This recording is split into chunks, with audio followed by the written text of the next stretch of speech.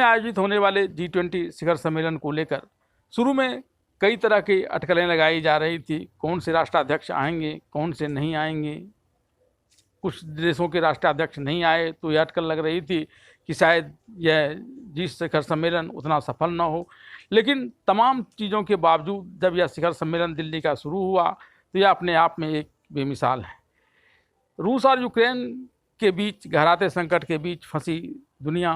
को लेकर के भारत ने G20 के अध्यक्ष के रूप में लोगों से एक दूसरे पर भरोसा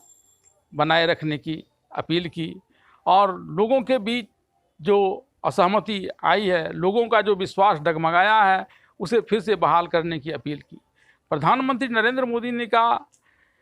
कोविड-19 के समय में ही लोगों का विश्वास डगमगाया था,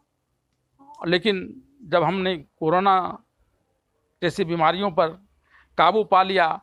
तो फिर इस युद्ध के कारण जो लोगों के बीच मतभेद गहराए हैं उस पर काबू पाना कोई बड़ी मुश्किल की बात नहीं है। दिल्ली के भारत मंडपम से विश्व के नेताओं को संबोधित करते हुए प्रधानमंत्री नरेंद्र मोदी ने कहा कि अब समय आ गया है वैश्विक कल्याण के लिए। दुनिया की जो तमाम पुरानी कठिनाइयां हैं, पुरानी समस्याएं हैं, वे हमसे नए समाधान की अपेक्षा करती है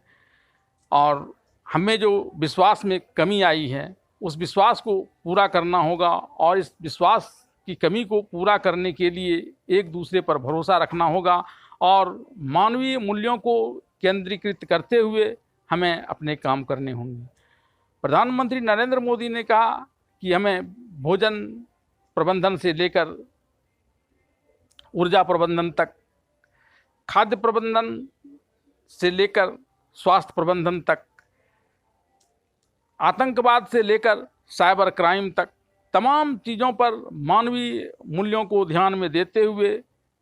आपस में सहमति बनाते हुए ऐसे प्रयास करने होंगे जिससे सभी का कल्याण हो। और ये इस कार्यक्रम आज का जो था भारत का थीम ही है एक धरती, एक परिवार और एक भविष्य। तो तमाम प्रकार की जो असहमतियां हैं, चाहे वो युद्ध की वजह से हो,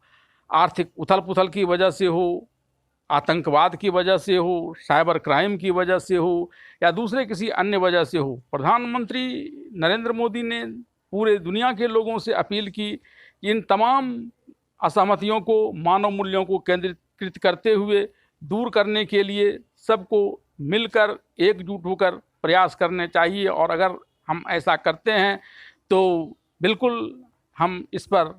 कामयाब होंगे और ये हमारी कामयाबी एक बड़ी उपलब्धि होगी। प्रधानमंत्री नरेंद्र मोदी ने यह भी कहा कि ऐसे समय में ग्लोबल साउथ के लोगों को भी ध्यान में रखना होगा, जहां कई प्रकार गरीबी और कई प्रकार की कठिनाइयां हैं, उसके समाधान के लिए भी विश्व के इस G20 देशों को आना होगा, क्योंकि यह दुनिया की एक बड़ी लगभग 75% अर्थव्यवस्था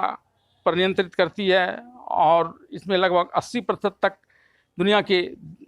जनसंख्या शामिल होती है। और उम्मीद की जाती है कि इस प्रकार से प्रधानमंत्री नरेंद्र मोदी ने पूरे दुनिया से अपील की है कि लोगों को आपसी असहमति को दूर करते हुए मानवीयकृत मूल्यों पर ध्यान देते हुए आगे बढ़ने की ज़रूरत बताया, उससे पूरा विश्व जरूर लाभान्वित होगा।